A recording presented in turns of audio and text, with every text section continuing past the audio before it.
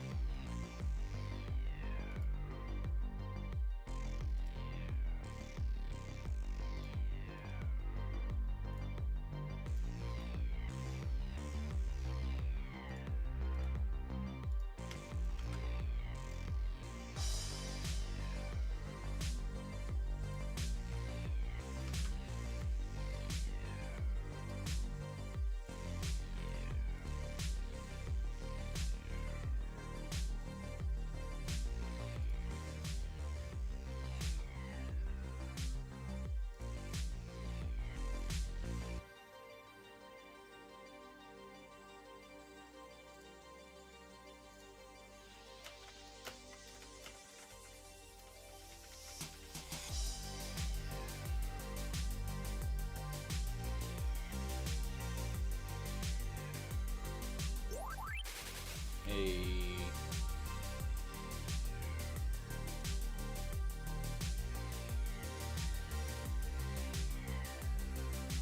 Who didn't have first? Base Guru didn't have first this morning. Let's go. Nice job, friend.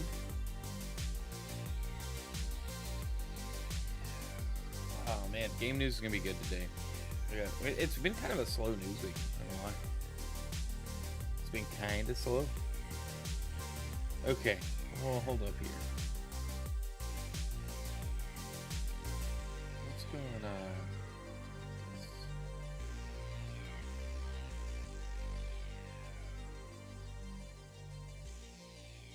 There we go. That might be better.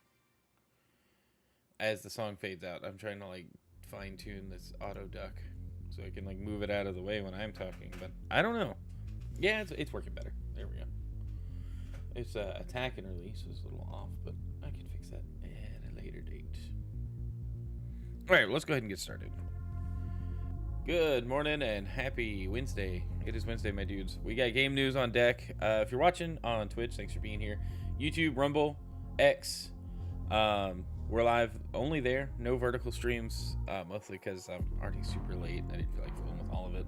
But also because, it's game news. You need the full screen experience. So hopefully you, if you're hanging out in chat, you're enjoying yourself. Today, it's been a morning. I went to bed super late, woke up super late, and now we're here. So, yeah, we do have the channel point goal still. I'm about to turn on the news mode. So if you want to redeem some channel points, I'll give you guys about a minute or so to just redeem some channel points if you're so inclined. If you're watching on other platforms, this is going to be some noises and goofy things happening. Oh man, I hope you're all doing good this morning though. Let's see, dismiss. There we go. All right, everything else looks good. We should have everything working, at least more than normal. I'm just gonna drop into. I get complaints that the trailer audio is too low. So I think we had like one trailer to watch today. Really, a kind of slow news week. Just a pretty slow situation in the world of video game announcements and news. But there's some cool stuff. There's some other stuff. We'll get into it. Let's go into news mode. Hopefully. I really don't know. Some stuff has not been like doing the thing correctly on Mix It Up, and some stuff is doing the thing correctly on Mix It Up. So it's been a time. Okay, I think we're good. Let's go here, and the music probably needs to hang out right about there. I think that'll be good. As I'm talking, it should drop a little more. But yeah, cool. All right. Well, welcome to the Game News Show. If you're watching this live, we did start. I'm kind of awkward, but anyway, This is different because we started doing this on Wednesdays live, and I'm not used to this flow yet. But hey, we'll get into it. This week we are taking a look at Analogue's new console announcement and release date, and some major updates for Xcloud. There's some smaller stories sprinkled in there, so we're going to go ahead and jump right in to that. Kicking things off with Dragon Ball Sparking Zero sells an incredible 3 million copies in just 24 hours. And this is over on IGN. I don't really read IGN a lot these days, but sometimes they have an article that's worth checking out. But, you know, it's just off to an incredible start. I think the headline alone sums up what we want to know. I think it's cool to see. We've seen, I don't know if you guys are active in the gaming spaces on social media, but I've seen quite a few different clips and reactions and things, and the game looks great. I want to pick it up. I'm terrible at fighting games. I'm terrible at DBZ fighting games in particular, and this one just looks fun, and I really am happy to see this style DBZ game, the Budokai Tenkaichi format, do well again, because I know it was very, very popular, and it's super cool. What's up, Will? And so good on them. Good on Bandai for putting out a game and putting it together very thoughtfully. And really just, it feels like it's for the fans. It feels like it's for DBZ fans. So, and that is true, Will. I may be terrible at fighting games, but I do hold 3 world records in a platform fighter. But it's Smash Bros. And it's speedruns. That doesn't really, I don't know. That's funny. But anyway, all right, well, let's move on to our next story. Maybe not. Are we switching? There we go. All right, big story here. Analogue's 4K Nintendo 64 launches in 2025 for $249. It actually got delayed. It was supposed to come out the end of this year. I'm actually like, every time Analogue announces new hardware, I want to be excited. But then I remember, one, the cost. I don't necessarily have $250 to drop on a retro console that I might play for, you know, a couple hours. But also, availability on these things is going to be non-existent. People are going to pre-order them. They will be listed on eBay very fast. And Analogue doesn't seem capable or willing. I'm going to give them the benefit of the doubt. I think the demand is just too high for them to keep up with. But we've seen it with the Analogue Pocket. Now the Analogue 3D. These things are awesome. I love this in terms of preservation, functionality. Everything about Analogue's mission is great, and I can get behind it. But cost and availability are like the biggest things. Like I realistically, the people that buy these things, I hope they're playing on them a lot. I hope they're using them a lot. Personally, I know that I probably won't. You know, I love the N64. I would absolutely love to have one of these on a shelf. I want the Genesis Mega Drive version. That's such a cool piece of hardware, you know? And it's great to see Analogue just continuing to support game preservation through not emulation, but just FPGA stuff. You know, I just think it's super cool. But the article here from The Verge goes on to detail some stuff around the hardware. It won't make it out in 2024 as originally planned, but Analogue is finally ready to share details on its take on a Nintendo 64. Analogue 3D will launch early next year and will cost $250. It comes in either black or white. Pre-orders kick off October 21st. That is 2 days ago. I didn't realize what the date was. In addition to timing and price, Analogue also released first images. I think this thing looks great. The all-white aesthetic, if you want an all-white N64, looks great. I think the original like grayish black color, because it's not like a black like a glossy. It's like a grayish mid ground. What's up, Squid? Welcome to the stream. But it looks really good. It looks really good. I'm really pumped. And then the controller, do they feature that here? I mean, you kind of see it. 8-Bit Doe helped design the controller or design the whole thing. I don't know. But it's an N64 controller, and it looks fantastic. It looks like, hey, this is what it should have been instead of what we got. But, you know, for every Nintendo misstep, there's a correct leap from them. You know, you look at You look at the Wii U and then the Switch, and then you look at how the GameCube like underperformed, and it was a great system. I'm not denying it was a great system, but then you look at the Wii, and so again, for every Nintendo misstep, there's a great leap. But anyway, 8BitDo sells the controller set. Oh, they do. Okay, sweet. I don't know if they're like a special edition that come with it, like this pattern, this design. I don't know. They had a write-up on the website about it. Company says the Analogue 3D is 100% compatible with this N64 cartridge library. It's also region-free, utilizing FPGA technology. It allows it to function like the original console. Good news for the N64 in particular, which has proven notoriously hard to emulate. It was actually pretty awesome. Let's see. Oh, I missed this paragraph. Analogue 3D's modern take on N64, similar to previous analog consoles, covering NES, SNES, Sega Genesis, and Game Boy. New console can upscale classic games to 4K and includes multiple display modes to mimic the look and feel of a CRT display. Analogue says it's designed with a bespoke, purpose-built 4K upscaler. That's cool. The CRT mimicking, I don't know. I would need to see it in action, because every time we see a CRT filter, it adds scan lines, but all that does is ultimately make the image darker. So if they found a way to do like a CRT look and feel without just darkening the image to where you've got to like fiddle with other settings to make it look right, then sweet, I'm behind it. But I don't think there's a way to do it. Company says the Analogue 3D is 100% compatible. Yeah, we read that. The Analogue 3D supports Bluetooth and has 4 original controller ports, 2 USB ports, and an SD card slot. Check out the full specs right here. There's also a new operating system dubbed 3D OS, which you can get a glimpse of below. That's kind of cool. I don't know. It's kind of hard to see even normally. Looks like save states and stuff, navigating a menu. It doesn't come with a controller. 8BitDo has created an updated version of the N64 gamepad, minus the third prong. It's being sold separately for $40.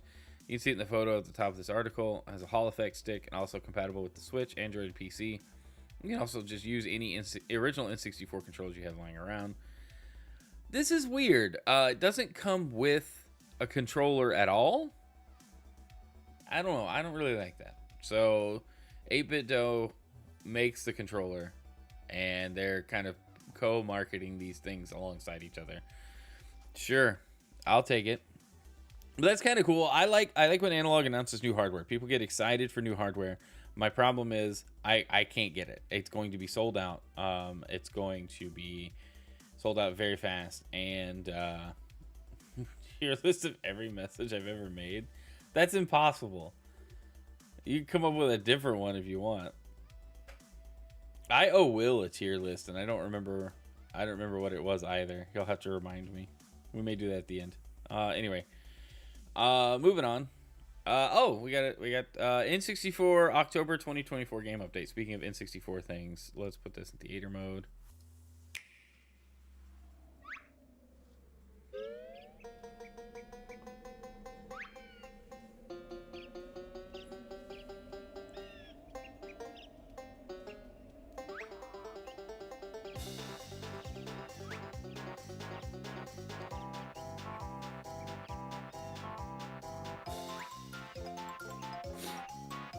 I love banjo-tooie. I didn't finish it, but I love it.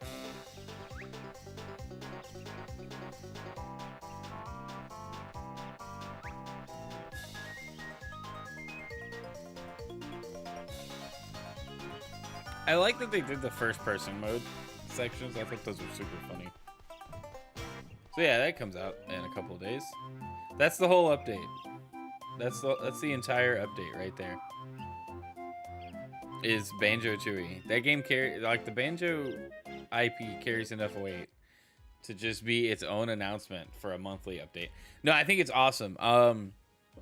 Really, like, it's cool to see Microsoft and Nintendo just working together, because Microsoft owns Rare and all that.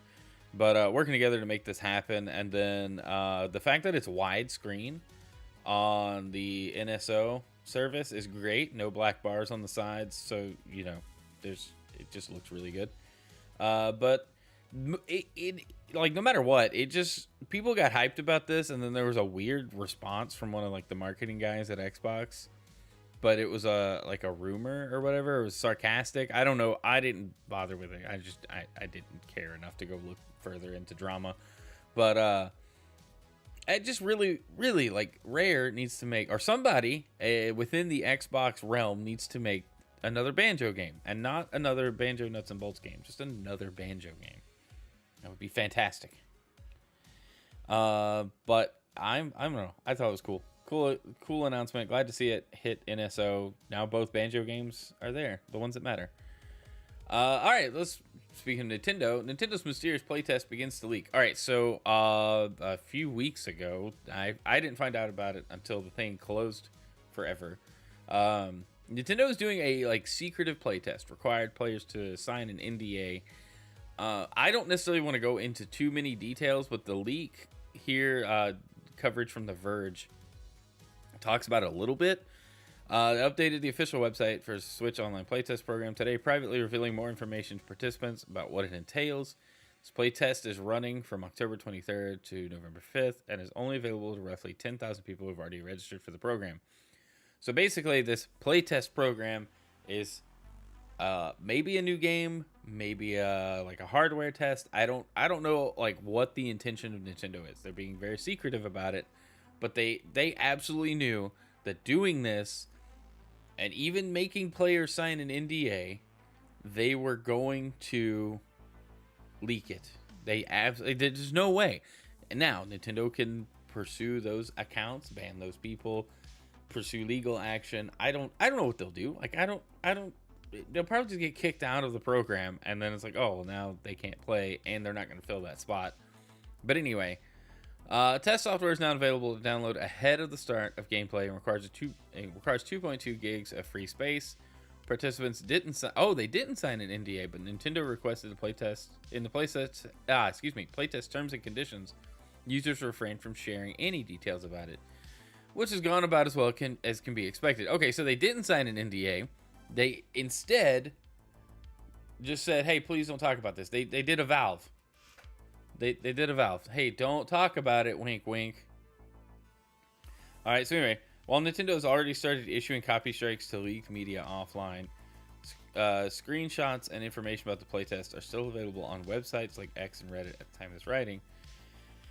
This appears to be Nintendo's attempt to develop its first MMO-style game. According to the game description, that could, I don't know, could that get me in trouble? The goal is to work with others to fully develop a massive, expansive planet by utilizing creativity and maybe it's supposed to say farmed, resources. Players will encounter new lands, enemies, and resources as they progress and utilize beacons that create zones to develop the environment around where they're placed.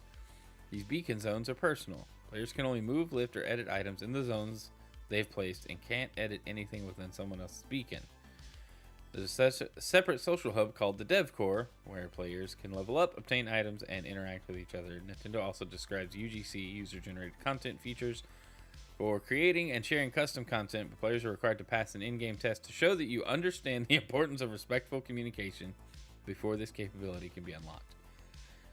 Interesting. At first glance, this game shares some similarities with its family-friendly MMOs like Minecraft and Roblox. The IP is either entirely new and that it doesn't feature any recognizable Nintendo characters, or it's a placeholder for the game system itself, meaning it could be part of an existing franchise at release.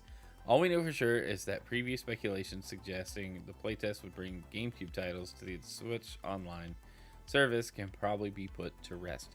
So that's what people thought this was like, ooh, GameCube's coming to NSO. This is it. They're gonna let everybody test it, and I'm like, okay, there's no way that is what this playtest is. Playtests are usually, hey, we have an idea, we need to we have most of the idea done, but we need to make sure that this is gonna work before we go any further, right? Like that's what. And it's weird they would open up to the public. Something in the Pokemon leaks about a multiplayer game like this. Well, in the Pokemon leaks, which I didn't get super into last week, but in the Pokemon leaks, there was working with a third-party company on an MMO-style game as well. I don't think these are related, but I mean, we could be, getting the wool pulled over our eyes and they're trying to distract us. Like, oh, Nintendo's doing something else in the MMO space. It wouldn't surprise me if Nintendo was finally getting into the like big online multiplayer realm instead of like what we have now, where everything is still kind of peer to peer and feels very early 2010s still, like OG Modern Warfare lobby style without the voice chat. Like nothing really utilizes, like first party Nintendo doesn't really utilize like dedicated servers for much of anything.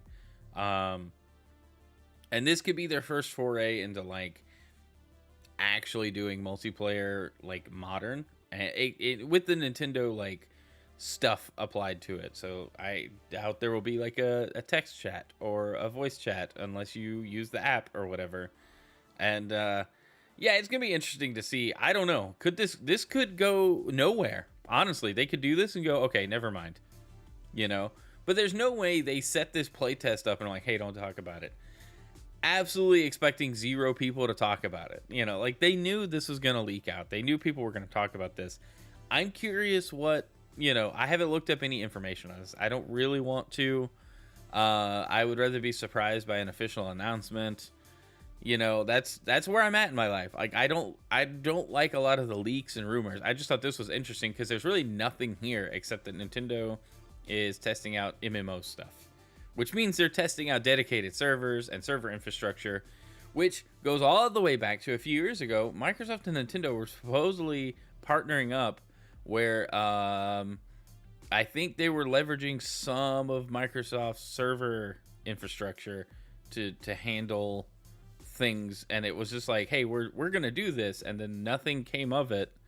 But this could be like the first fruits of that, you know? I don't know.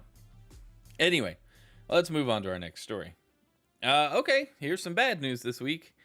Netflix closes game studio in California. Netflix Games has been a thing for a little while. And this is Insider Gaming's article on it. It would seem as if another studio has fallen victim to the shutdowns within the gaming industry. Netflix's game studio in Southern California has officially shut down less than 2 years after opening. They didn't even put out a game. This is a AAA studio. Started in 2022, the studio internally known as Team Blue was created alongside all of the other ventures Netflix has, as the company has invested its money into many different avenues over the last few years. However, it looks as if gaming might be a bust for the popular streaming service. I think they went too big, too fast. They should have absolutely focused on like indie support and developing smaller games before trying a AAA studio. Yeah, I think a AAA studio, I mean, it's been 2 years and they're shutting it down. Either whatever they were working on, they went, nope, we can't handle this. It's never going to happen. Or the people in charge are like, this is taking too long. It's like, you got to give them at least 5 years. If you're going to call it AAA, it's going to take at least 5 years to make something at that level from nothing. Now, a sequel, an existing IP, that's a little different because you could pull from things. You're not having to create everything from scratch. So that's, you know, it's like they just didn't give it enough time. It's kind of weird. But there's also like rumors that they're revamping their gaming approach, and I don't know what that means. Right now, if you have a Netflix subscription, there's a handful of games you can get for free that you go and log in. Like you can download it from the App Store without a Netflix account. Obviously, it's on like the Apple App Store, Google Play. But when you open the game, you got to log in with your Netflix account and pick your profile and all of that. And you know, that's a neat idea. That's how we got Sonic Mania on mobile now officially. Netflix like did that. Now, that's weird because they don't own any Sonic IP. They've just partnered with Sega to do like the Sonic Prime show and host some of the other shows, and you know, there's that side of it, and then there's them trying to create something from, I guess, completely new, and whatever it was, clearly either wasn't progressing fast enough or it just wasn't feasible after workshopping these ideas. But it's AAA. Like, that's what happens with AAA. You know, it's like you got to give it enough time to kind of incubate the idea and give people, it takes years to get something working at a level that most studio execs, most executives would be willing to like leave open. Also, just with the state of the gaming industry as a whole, this shouldn't surprise anyone. 2 years without like probably something worthwhile to show, yeah, you're out. Like we money's tight. Get over it. It does suck though. Like whatever they were working on, we may never know. We may never know what it was. But anyway, moving on. More bad news. Ubisoft has reportedly disbanded the Prince of Persia: The Lost Crown development team. So this is from Twisted Voxel. So Ubisoft been in a lot of hot water lately with the crowd hitting the hydrate. Thank you. They've been making their fans upset. Well, now they're going to make their employees upset too. So Ubisoft Montpellier, that was responsible for the development of Prince of Persia: The Lost Crown, has been disbanded. Apparently, yeah, this article details some of the stuff, and it could be rumor. Some of these details, I don't really know. But the game didn't meet sales expectations, and there were plans for DLC or doing a full sequel, and Ubisoft turned down both of those ideas and has now disbanded the team. Really stinks, because apparently this game was good, and, it's just Ubisoft doing Ubisoft things. I just hate when good stuff gets thrown to the wayside because other things are being targeted instead. But let's move on. All right. This is kind of sad, just because you have to remember some sad news here, but it's interesting to see. LEGO Horizon recast Silence, previously played by the late Lance Reddick. So, if you played Horizon Zero Dawn, this guy, Silence, was voiced by Lance Reddick, who is an iconic gaming voice, thanks to his roles in Destiny and other games. But he was also in Horizon Zero Dawn, and he passed away last March. Sorry, it says last March. But they recast him. They haven't announced who it is, but they did recast him in LEGO Horizons. And that's kind of cool. Like, they found, I guess, somebody that's close enough to, hey, thanks for that follow over on Twitch. But they found somebody close enough to his voice that they could use in new franchises, maybe like a test to see how the fans react. But I don't know that LEGO Horizons is going to be like, LEGO Horizon Adventures, is going to be the, like, fan-based game. I think a lot of new people are going to come into this because it's LEGO and it looks cute, and, we'll see how it sells on Switch, I guess, at the end of the day. But very cool to see, they're at least not just doing away with the character, but hey, they totally could have.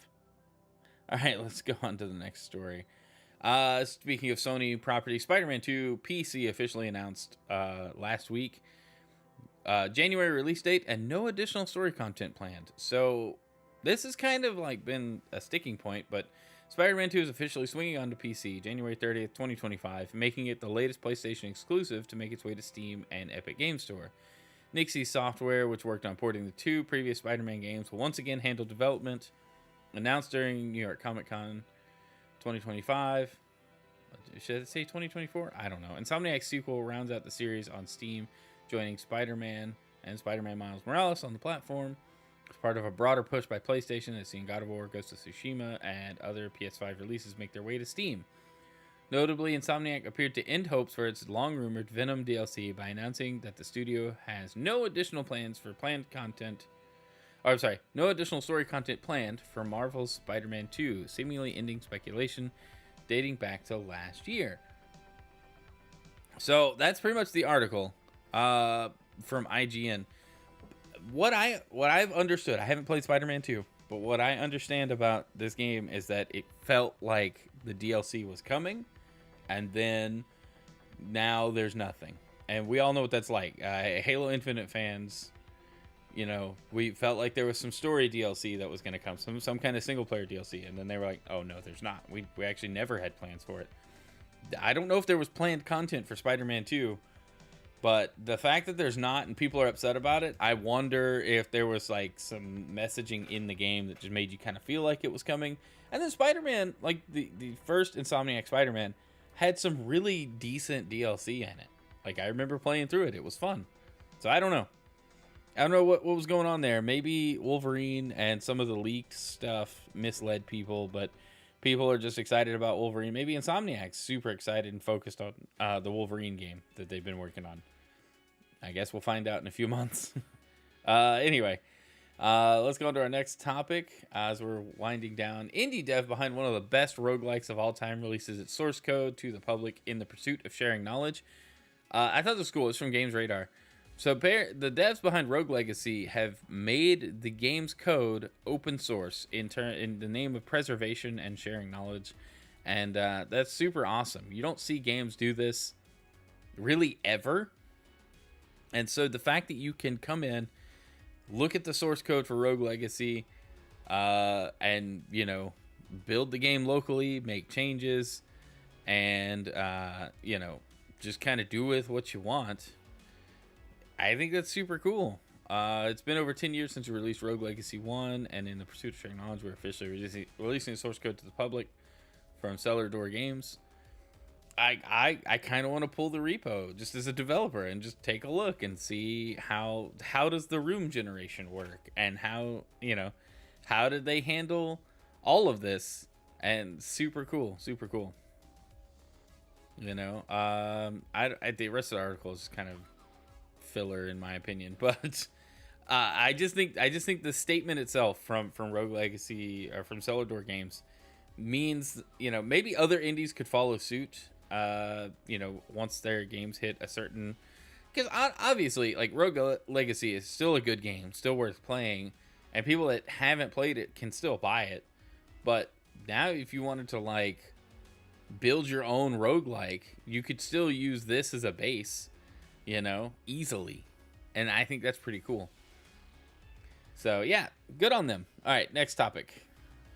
Black Myth Wukong Xbox version rated by ESRB.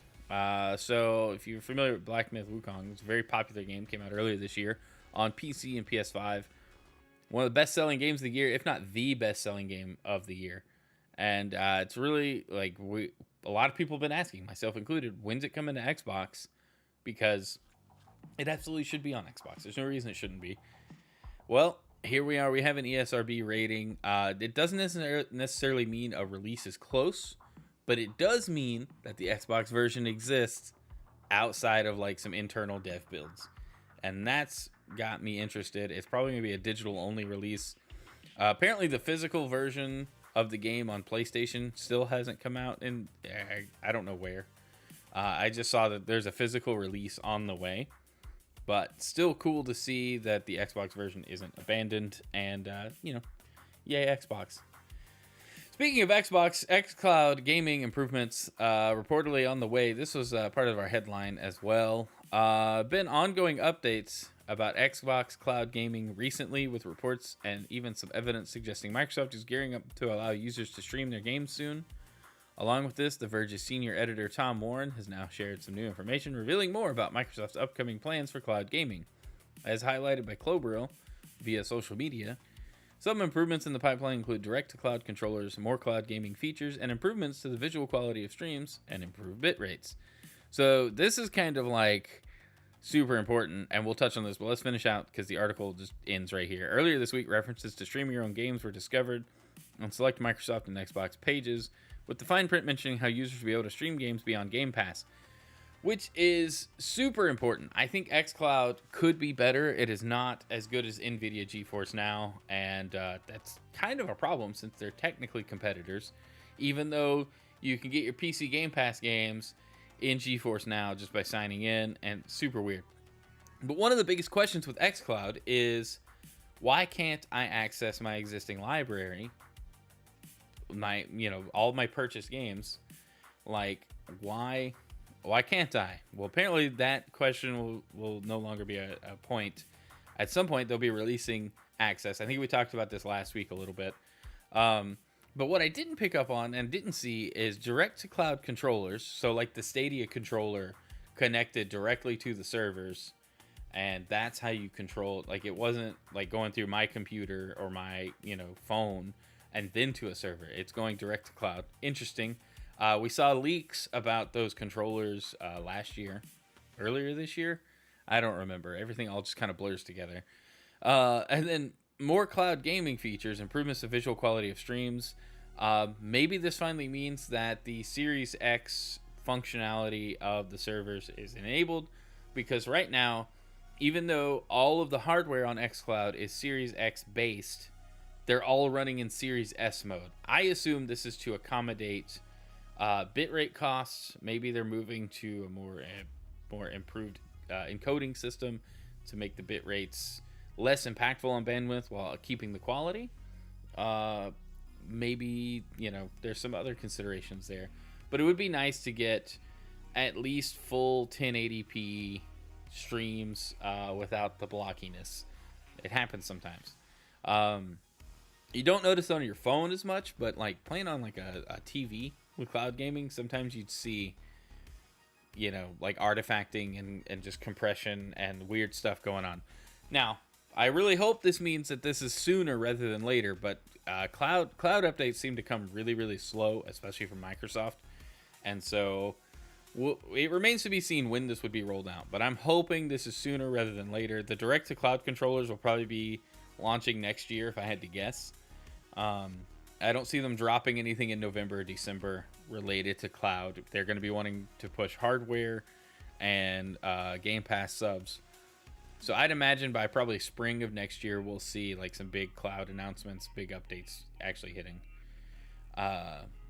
RIP Stadia indeed will. And Squid, there isn't a single cloud gaming server in your region. Holy moly, dude. I did not know that. That is insane. I don't understand how that... I guess they're all dropping the ball on where you live. That's terrible. But anyway, so yeah, cool to see. I want to know more about these direct-to-cloud controllers. Are they going to be multifunctional? Or are they going to be like Stadia? Like they'll need a firmware update to work over USB or Bluetooth? That would be interesting. But anyway, yeah, let's move on to our last topic. I just thought this was cool. Red Herring 32 on X. I built a portable Xbox. This isn't a PC handheld. It isn't emulation. This is a real motherboard from a real Xbox. It has a 9-inch 480p display, pure digital video audio, 100-watt USB-C charge and play. And I'm currently adding Wi-Fi 6 for wireless Xbox Live functionality. Yes, really. And I just thought this thing is awesome. Like, look at this guy. Look at this thing. It's so big and weird, and I love fan stuff like this. I love the handheld GameCube, the pocket-sized Wii that you have to like dock to make it work. Like, this is cool. This kind of stuff, I like weird stuff like this. It looks like it would be uncomfortable to hold long term and probably heavier than you'd like, but it's super cool. He kind of documents some of the process and things he did to make it work. There's a lot of people doing research into main boards and PCB like trimming. There's some really good PS2 mods out there that require you to like physically cut the board. Same thing with the Wii. You cut it down to, cut off the stuff you don't need and integrate the stuff you do need. And it's insane. People are asking for footage. I want to see stuff running on it. I just think it's super cool to see. And this story was really for me more than it was for you guys. I just thought it was awesome. I love the original Xbox. It was a great system. People are still running OG Xboxes as like media servers and emulation machines because it's decent hardware for like old school stuff and media playback. Like I think it's neat that the original Xbox has lasted as long as it has. But anyway, that does it for this week's Game News Show. Guys, thanks for hanging out with me today. If you guys are watching this non-live, thanks for being here. If you're watching on YouTube or Rumble, hit that like button. Watching on Twitter, X, hit the heart. Like this as well. Yes, we'll love hardware mod projects. Dude, I want to get into it, but then I'm like, I don't want to disassemble stuff and break my good stuff. That's where I'm like, oh, I would love to do something like this, but do I really? But anyway, gotta go check out of a hotel and pick up laundry from some random dude's house. Thanks for stream. Squid, thanks for popping in on X and verifying the chat shows up for me here. It's not going to show up in the game news overlay. I got to figure out how to make that work. But anyway, guys, thanks for being here. Y'all have a great day. That's it for the stream. Thanks for being here for game news. We'll find somebody to raid on Twitch, but I'm going to go ahead and sit in the goodbye screen and turn off news mode. Y'all have a great day. Love you. See ya.